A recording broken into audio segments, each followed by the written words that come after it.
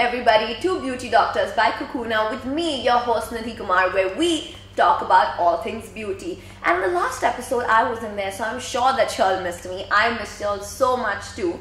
And today we're going to be talking about hair. Now this is a subject that actually interests everybody, irrespective of how gorgeous one's hair is. Now I personally am obsessed with my hair. Like, I want it to be perfect all the time, and I absolutely love my curls. But no matter how someone's hair is perfect, they always have an issue or two. Oh my god, this is not looking good, or this is bad, be it a man or a woman. So that is why today we have Dr. Lokesh Handa, who is a specialist plastic surgeon right here at Cocoona. Hello. Hi. Yeah, hi, how are you? I'm very good, how are you? Good. And he is also an excellent hair transplant surgeon, and who has been helping people in managing their hair. Not just hair transplant, but also people who have issues like hair fall, thinning, etc. Yeah. So, first of all, doctor, now this is a very common question I want to ask you. The water in Dubai is not that great. Especially when I entered India, I'm like, oh my god, my hair is perfect now. Is that true? Is the water in Dubai not that good? This is one question which almost every client who comes to my office, they ask me, doctor, I started losing hairs the day I came to Dubai, and it's been so many years I'm in Dubai and I have lost hairs consistently. But the problem is not in the water, it's more in the genetics. The water in Dubai, it is hard water, but it is not directly causing the hair loss. It is making the hairs more rough, and the texture changes in the hairs which make it prone to breakage. So you actually don't lose the hair roots, but you are losing the hairs which are broken near the hair root level.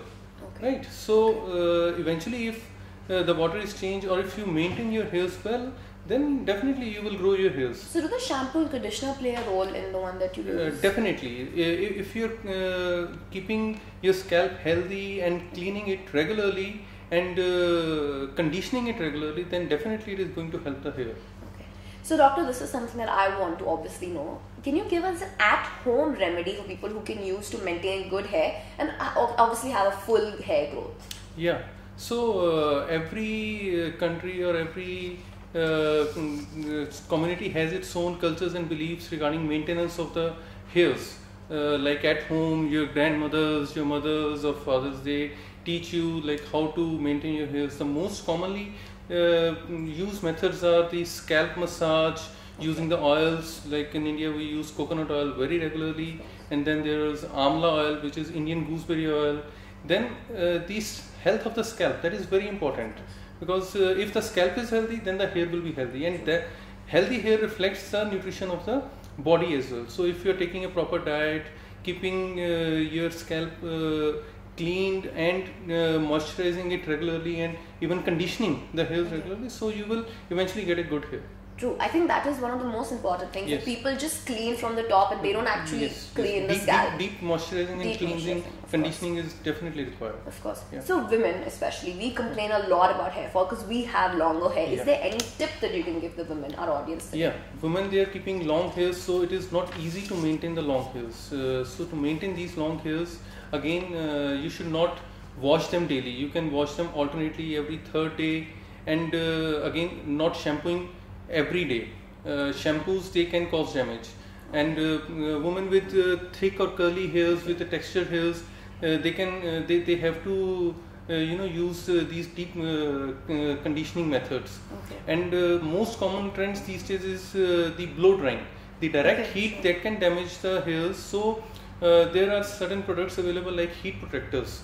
So if you're using heat protectors before blow drying and not spending too much time in blow drying, so that can also save your hairs. But doctor, this is a doubt. Do heat protector products actually work? Yeah, to certain extent, definitely. It's just like the sunscreen. It protects us from the UV of the sun. So similarly, and also the time of the blow dry. You will have to reduce the time of blow drying. It's not like you can blow dry for extended period of time. And chemical treatments of the hairs, these are so common, like keratin treatment in this region of the world is very common. So you have to space those treatments for a longer interval rather than getting them frequently. Okay. Now there are many hair products that are available in the market, and many people actually use them, coloring products, etc. And we obviously see so many advertisements that entice the viewers to get them. But do they work? See, off the shelf products you will find plenty in the pharmacies or even in the supermarkets. And every product comes with a claim of giving you 100% hairs and as if you will having full head of hair from a completely bald man. But practically it is not possible. So these products, they help you in growing your hairs when you are getting a proper treatment for your problem. But as a solo thing, they will never help you. So, when should one seek medical help? Like, what are the signs that one should look for that they need to go to doctor or come to you? Yeah, definitely. So, the signs, particularly for the males, when they are losing hairs, it is generally recommended that if you are losing more than 100 hairs a day, so it's quite a lot number, then you should definitely seek a medical help. It's not a routine loss. Right, and similar it is for the females as well. And in males, the most common concern is the receding hairline. So there is a definite pattern of the receding hairline, that the hairline, it recedes from the sides first and then from the center, and simultaneously you start seeing a bald patch on the crown area. So when these things are started appearing, then it is a typical sign of an androgenetic alopecia, which is like the male hormone, the baldness which is caused by the male hormone. So at that time you should definitely seek a medical help.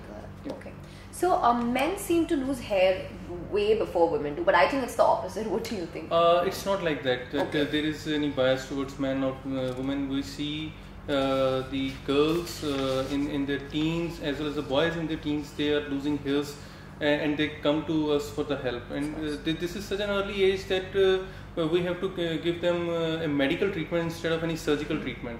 And if it is having a lot of impact on the psychology of a teenager, then sometimes we have to resort to surgical treatment as well. True. So hair transplant, doctor, can you tell us what it is in simple words? Hair transplant is a surgical procedure wherein we take hairs from the back of the scalp and then we transfer into the areas of the scalp where you are losing hairs, most commonly the front as well as the crown. Right, and the physiology behind this is that the hairs in the back, they are permanent. Permanent in the sense that they are not affected by the male hormone, right? The hormonal influences which is causing you the baldness. Even in females? Even in females as well. So we transfer these roots from the back to the front, and since the roots are not affected by the hormones, so even if we are putting the roots here in an area which is bald, they will still grow, and they grow permanently. It's not that you are going to lose them in future or in near future.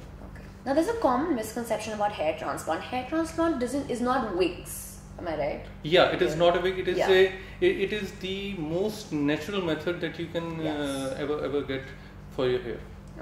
And how real is that? How effective is this particular treatment? Hair transplant for a bald person, it is considered the gold standard treatment for the hair loss, and it is the most effective treatment that a person who is getting bald or is having bald patches can get. Are there any other treatments, doctor? Yes, definitely there are other treatments which help. If a person is losing hair, if the hairs are getting thinner, then we have treatment options which are non-surgical, but of course they require the doctor to intervene, and these are injectable treatments which include PRP, which is currently quite common. It is commonly known as plasma therapy. It is platelet-rich plasma in which we take a person's own blood, spin it in a machine, separate the liquid of the blood. Sorry. So it's okay. So we can take we can take the liquid of the blood, which is called plasma, and then we can inject that plasma. This plasma contains platelets. Sorry. Yes, please. Wow, that's something going on. Yeah, it's okay. You can. Thank you.